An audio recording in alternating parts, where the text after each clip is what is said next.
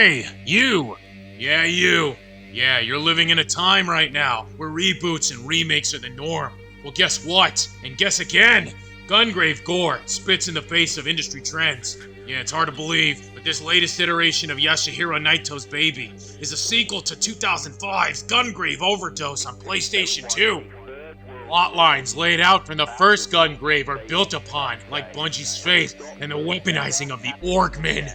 The story from the first two games are given a pretty dry video explanation, which is hidden in that main menu, but let's be real, even the most hardcore Gungrave maniacs are not gonna play this Gungrave G.O.R.E for its story. Oh no, come on. For better or for worse, Gungrave G.O.R.E is still a PlayStation 2 game at heart. After almost a 20-year-long hiatus, can this stylish run-and-gun still hold gamers' attention? What can newcomers and veterans expect? Find out in this Gungrave G.O.R.E review! So, come on, let's go! Beyond the Grave, aka Brandon Heath, is a silent and merciless killing machine. He used to be trusted, high-ranking. He was a thug for Millennium crime family. But after a lot of internal betrayals, he was reborn as the not-quite-dead murder machine. Grave is effectively a tool for the dirty schemes of other characters in the story. He never says anything, and he barely expresses much emotion, other than seething contempt for his targets. All of this is perfectly shown throughout Gungrave G.O.R.E's gameplay, which revolves around shooting the shit out of everything! Blasting away at every moving target is not enough for Grave. No, he's gotta annihilate the world with lead, since the game systems rely on players keeping a high combo, of course. But don't let that fool ya, it's not really a shooter. It has more in common with something like Devil May Cry than anything where the player needs to be accurate to score a headshot. See, Grave doesn't need to be accurate. So long as a baddie is within range, the player only needs to fire those guns in their general direction. Staying alive will demand dramatic John Woo-style dives and grabbing thugs to become human meat shields. Other than his twin pistols, Grave's other weapon is his massive coffin. This thing would make Django proud.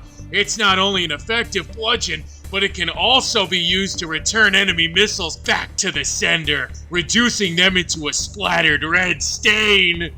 Grave's coffin is key to victory. Keeping a combo high is the efficient way to gain charges that unleash its demolition attacks. These can come in many varieties, where each have different power levels, range, and accuracy. There is always a different demolition attack for every situation, and they're also helpful in a pinch for when Grave's HP is running low. Playing Gungrave G.O.R.E like a regular third-person shooter won't get you far. There's too many enemies to fight in a small quarters combat style, and many of these thugs are equipped to make short work of complacent gamers. Enemy variety is assorted big time. It's gonna keep you on your toes. Some goons carry shields, and that needs some planning to dispatch. Shotgunners can interrupt Grave's animation or cancel his charge shot. Rocket launcher equipped jerks like me stay far off and are best dealt with a return to sender. There are many different types of melee grunts and fodder enemies. Little Weasley twerps who throw fire bombs or chemical gas grenades are especially a nuisance. And it feels all the more satisfying when you unleash a brutal finisher where their limbs end up splayed all over the floor. Upgrading Grave's abilities and stats demand earning high scores at each level. To net the highest ranks, you'll need to get through these gauntlets quick and brutally if you plan to maintain a high beat count. This has the side effect of making the game intensely focused only on efficient play. Gungrave G.O.R.E is not interested in letting players fuck around or explore. There's no key items to find, no puzzles to solve, no switches or collectibles to grab.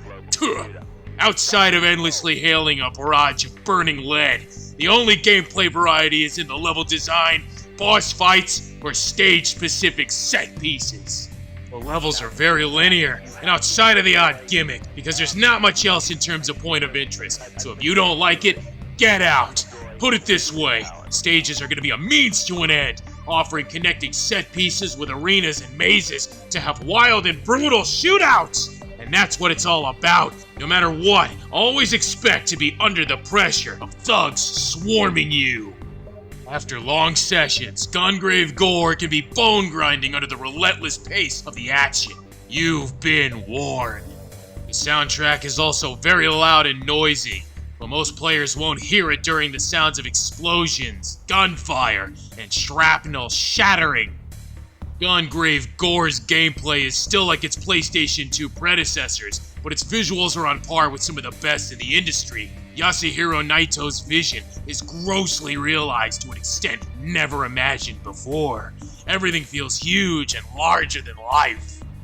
Grave himself looks awesome, and he has a really intense weight to his movements. When he swings that coffin around, it obliterates a boy with it. The impact is monstrously violent. Character detail is not far off with the craftsmanship seen in Final Fantasy VII Remake. All the pre-rendered cutscenes are seriously impressive and look like movie-quality CGI. The action sequences never fail to impress, and the scene direction is stylish and insanely atmospheric. If the stylized character designs don't grab your attention, then the vistas and surroundings of each stage will. There is an impressive amount of detail in the environments, considering how brief they are and how the player is meant to run through them all. Each area is garnished with lush art. You can practically destroy everything around you. The sci-fi looking factory locations look like something out of Doom 2016, and the lurid neon-soaked nightclub resembles the aesthetics seen in Cyberpunk 2077.